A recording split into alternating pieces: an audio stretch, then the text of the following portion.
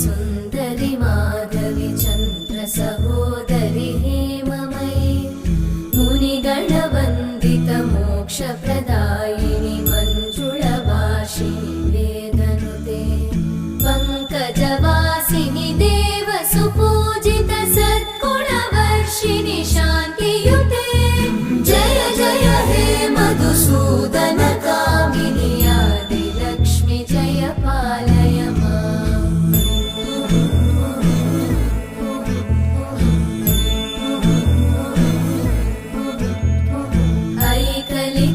ऐकलिकल्मषनाशिनि का